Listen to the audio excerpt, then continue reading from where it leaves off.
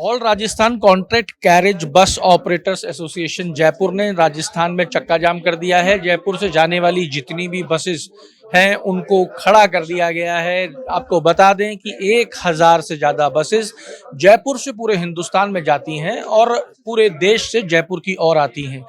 पूरी तरीके से चक्का जाम कर दिया गया है। 50,000 यात्री इससे प्रभावित हो रहे हैं। इस एसोसिएशन के अध्यक्ष राजेंद्र शर्मा जी मेरे साथ हैं। इनसे जानते हैं कि क्या कारण है कि एकाएक चक्का जाम कर दिया गया।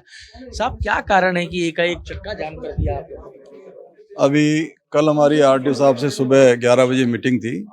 उस दौरान उन्होंने हमारे को हीरापुरा शिफ्ट करने के लिए फोर्स किया।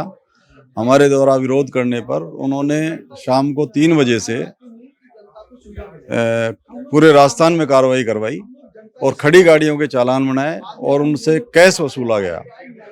इसके विरोध में हमको आनन फानन में निर्णय लेना पड़ा कि आज से ही चक्का जाम कर दें। पहले हमारा नीति ये थी कि 1 तारीख से हम सरकार को टाइम देंगे, 1 तारीख तक हमारी कोई समस्या का समाधान होगा, उसके बाद में डिसीजन करेंगे। कल कितनी बसों का चालान किया गया? खड़ी कितनी बसों? कल जयपुर में जो खड़ी थी वो तो करीब 60-70 गाड़ियों के चालान किए उन्होंने। खड़ी गाड़ियों के जो सवारियां बैठा रही थी, मूवमेंट नहीं थी, ऑफिस के आगे खड़ी थी, उन गाड़ियों का चालान किया। चालान कर दिया गया। हाँ। क्या क्या क्या चालान हुआ साहब? बस कुछ भी नहीं, बस फोटो खींची और चालान, या तो कैश करो नहीं बंद करो। कुछ गाड़ियां बंद भी हुई है जिन्होंने कैश नहीं दिया, जबकि कानून में प्रावधान है कि कैश लेने का कोई प्रावधान ही नहीं है। तो हीरापुरा जो नया बस स्टैंड बना है वो कैसे विवादित हो रहा है? क्या अब उसमें सरकार क्या कह रही है और आप क्या कह रहे हैं? हम ये कह रहे, सरकार ये कह रही है कि आप वहीं से गाड़ी संचालित करो, बस स्टैंड के अंदर से। बस स्टैंड के अंदर से। आप तो प्राइवेट ऑपरेटर हो, क्या आपकी बस उस बस स्टैंड, सरकारी बस स्टैंड के अंदर से ऑपरेट हो सकती है क्या नियम अनुसार? नियमों के अनुसार नहीं हो सकती। फिर कैसे कर सकते हो आप? वो सरकार जबरदस्ती कर रही है। सरकार नियमों को एक तरफ रख के हमारे को जबरदस्ती वहां धकेल रही है, जबकि कानून यह है कि जहां स्टेज कैरेज का बस अड्डा होगा उसके 100 मीटर के दायरे में कोई भी कॉन्ट्रैक्ट कैरेज की गाड़ी नहीं चल सकती। नहीं चल सकती। एक तो विषय ये हो गया। हीरापुरा पावर जो बस अड्डा बना है वो इसलिए बनाया गया है कि अजमेर रूट पे जाने वाली जितनी भी गाड़ियां हैं वो वहां से निकलेंगी, आगरा वाली दूसरे रूट से निकलेंगी। ऐसा नहीं था। हीरापुरा का जो था उसको विश्व मॉडल की एक बस स्टैंड बनाने की योजना थी, 2014 में वसुंधरा जी ने लॉन्च की थी।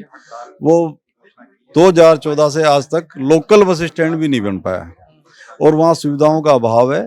वहाँ सैटेलाइट एक स्टैंड हो सकता है कि वहाँ से पिकअप पॉइंट हो सकता है कि वहाँ के लोग वहाँ को जो 200 फीट पे अव्यवस्थित खड़े उनको वहाँ शिफ्ट करके वहाँ से सवारी बैठा के ले जाए, वो तो हो सकता है। लेकिन ये नहीं कि पूरी तरह से आप गाड़ी को वहाँ से संचालित करो। आप बड़ी चौपड़ का आदमी सिंधी के उसको जाना है अजमेर, वो कैसे जा पाएगा? कितना किलोमीटर हो गया बड़ी चौपड़ से? चौपड़ से हो गया 22 किलोमीटर दूर है।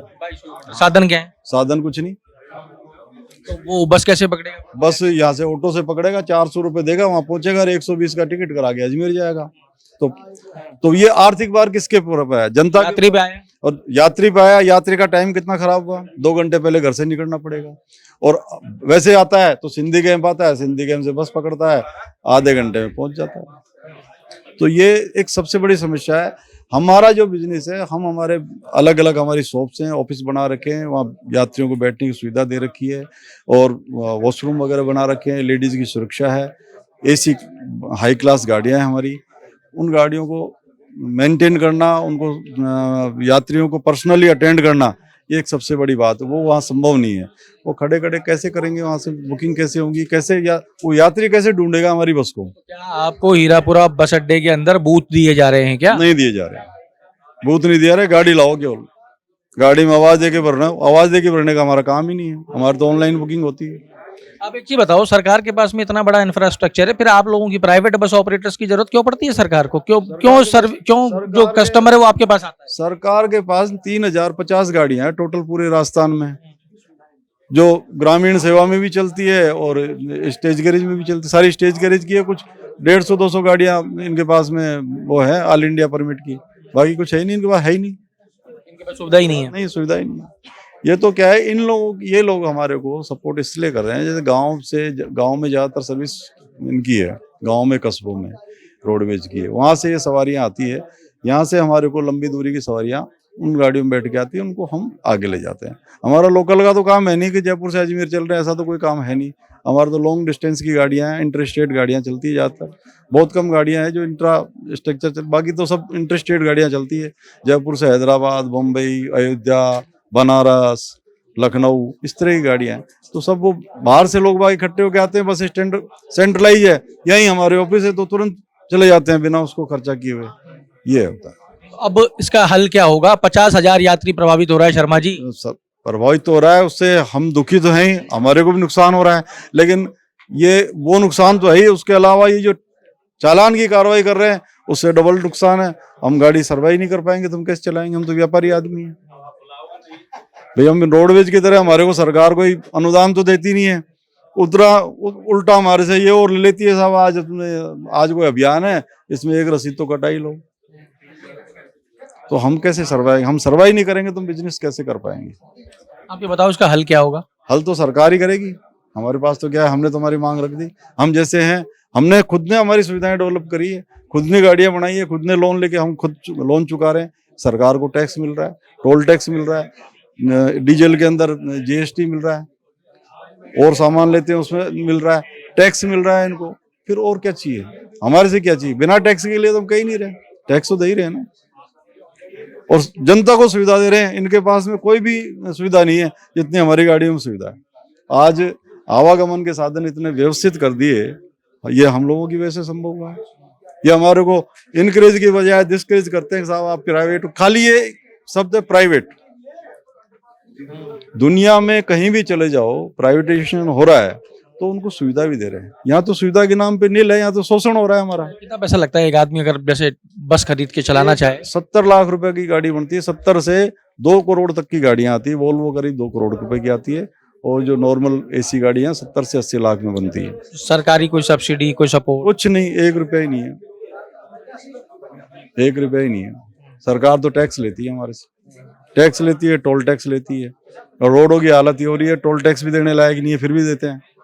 एक गाड़ी रोजाना 5-5 हजार रुपए का टोल टैक्स देती है, 1.5-2 लाख रुपए महीने का टोल टैक्स देती है। वो सरकार को ही दे रही है ना, सरकार की चाहे एजेंसी कोई सी भी हो। तो आपने चक्का जाम कर दिया है, सुबह से अभी दोपहर ही हुई है, फर्क तो शाम को नजर आएगा। आपकी जो बाहर से गाड़ी आ रही थी वो भी रुक गई? वो भी रुक गई सब। हमारी ऑनलाइन है, सारे चार्ट बंद है हमारे। आपको कोई ऐसा नहीं लगता कि आपको एक 24 घंटे का इंटीमेशन देना चाहिए था? जो आदमी देना नहीं चाहिए, लेकिन मान लो कल की जो कार्रवाई हुई उसमें हमारे करोड़ों रुपए के चालान कर दिए इन्होंने। आज भी वही कार्रवाई होती, इससे व्यतीत हो गया, हमने कर दिया, तो गाड़ी खड़ी कर दो। हाँ, जनता परेशान होगी, ऑटोमेटिक सरकार को सरकार की तरफ से कोई बुलावा नहीं, अभी कोई बुलावा नहीं, कोई बातचीत के लिए कुछ नहीं? कोई कुछ नहीं। सरकार की संज्ञान में आ गया है कि चक्का जाम कर दिया? वो तो पेपर में भी आ गया, सब जगह आ गया, दे दिया। हाँ, संज्ञान में। तो आप सुन रहे थे राजेंद्र शर्मा को, जिन्होंने कहा कि चक्का जाम कर दिया गया है। 1000 गाड़ियां हैं, 50 यात्री हैं जो सीधे रूप से प्रभावित होंगे। मांग बड़ी स्पष्ट है कि हम अपने पैसे लगाकर जब हमने ये सारी सुविधाएं डेवलप की हैं तो इनको सरकार का जो इंटरफेरेंस है वो क्यों इनके अंदर बढ़ता जा रहा है। दूसरी बड़ी चीज जो निकल के आई है कि सरकार चाहती है हीरापुरा पावर हाउस जो बस अड्डा बनाया गया है हीरापुरा में, उस हीरापुरा बस अड्डे पे सारे के सारे जो प्राइवेट बस ऑपरेटर्स हैं उनको शिफ्ट कर दिया जाए।